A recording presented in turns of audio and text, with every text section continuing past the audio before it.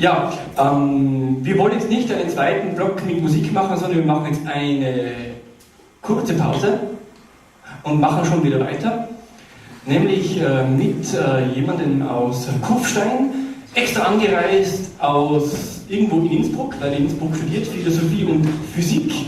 Es ist kaum zu glauben, aber er wird von Edgar Allan Poe lesen, und zwar so lesen, dass uns allen der Atem stocken wird. Bitte einen ganz herzlichen Auftrittsapplaus für Klaus Reitberger.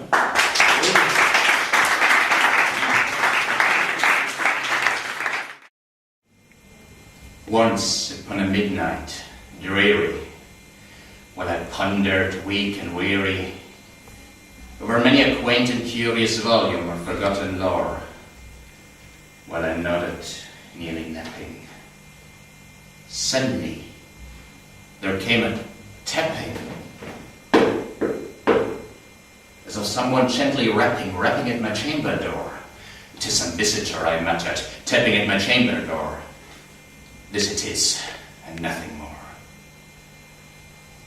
Distinctly I remember, it was in the bleak December, and its separate dying ember wrought its ghost upon my floor. Eagerly I wished the morrow, vainly I had sought to borrow from my books sources of sorrow. Sorrow for the lost Lenore, for the rare and radiant maiden, whom the angels name Lenore, nameless here forevermore. And the silken, sad, uncertain rustling of each purple curtain thrilled me, filled me with fantastic terrors never felt before, so that now to still the beating of my heart I stood repeating, "'Tis some visitor entreating entrance at my chamber door, some late visitor entreating entrance at my chamber door. This it is, and nothing more." Presently my soul grew stronger, hesitating then no longer. "Sir," said I, "or madam, truly your forgiveness I implore, but the fact is I was napping, and so gently you came rapping, and so faintly you came tapping at my chamber door, that I scarce for sure I heard you." Here I opened wide the door. Darkness there, and nothing more. Deep into the darkness peering, long I stood there, wandering, fearing, doubting, dreaming dreams no mortals ever dared to dream before. But the silence was unbroken, and the stillness gave no token, and the only word there spoken was the whispered word, "Lenore." This I whispered, and an echo murmured back the word, "Lenore." Merely this, and nothing more. Back into my chamber turning, all my soul within me burning. Soon again I heard a tapping, something louder than before. "Surely," said I, "surely there is something at my window, that is. Let me see then what there it is, and this mystery explore." But my heart be still a moment, and this mystery explore. 'Tis the wind, and nothing more. Open here I flung the shutter, when with many a flirt and flutter, in there stepped a stately raven of the ancient days of yore. Not the least of scenes made he, not a minute stopped or stayed he, but with mane of lord or lady perched above my chamber door, perched upon a bust of Pallas, just above my chamber door, perched and sat, and nothing more. Then this ebony bird beguiling my sad fancy into smiling, by the grave and stern decorum of the countenance it wore.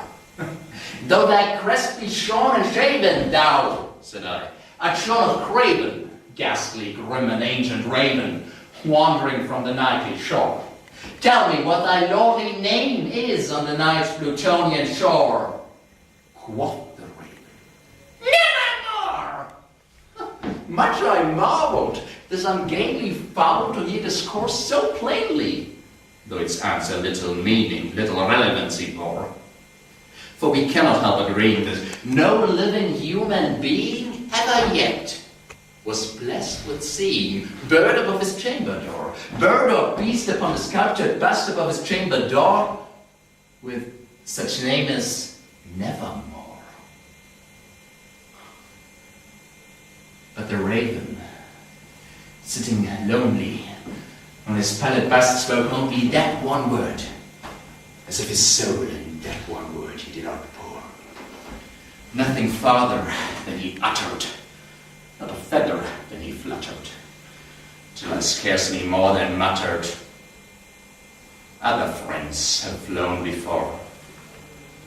On the morrow he will leave me, as my hopes have flown before. Then the bird said, Nevermore! Startled at the stillness broken by reply so aptly spoken. Doubtless, said I, what it utters is its only stock and store, caught from some unhappy master, whom unmerciful disaster followed fast and followed faster, till his songs one burden bore, till the dirges of his hope that melancholy burden bore of nevermore. But the raven kept beguiling all my sad soul into smiling. Straight I wheeled a cushioned seat in front of bird and bust door. Then upon the velvet sinking, I betook myself to linking, fancy upon fancy, thinking what this ominous bird of yore, what this grim and gamely, ghastly, gaunt and ominous bird of yore meant by croaking nevermore. Thus I sat, engaged in guessing, but no syllable expressing to the fowl, whose fiery eyes now burned into my bosom's core. This and more I sat divining, with my head at ease reclining, on the cushion's velvet lining, with the lamplight gloating on, but whose velvet violet lining she shall press nevermore. Then methought the air grew denser, perfumed by an unseen censer, swung by seraphim, whose footfalls tinkled on the tufted floor. Wretch, I cried, thy God hath lent thee, by these angels he hath sent thee, respite and nepenthe of thy memories of Lenore. Crave, oh crave this kindly nepenthe, and forget the lost Lenore. Quoth the raven, nevermore! Prophet, said I, thing of evil! Prophet, spirit, bird or devil, when a tempest sent, when a tempest tossed thee here ashore! Desolate, yet all undaunted on his desert land, enchanted on his home, by horror haunted. Tell me truly, I implore, is there balm in Gilead? Tell me, I implore. Quoth the raven, nevermore.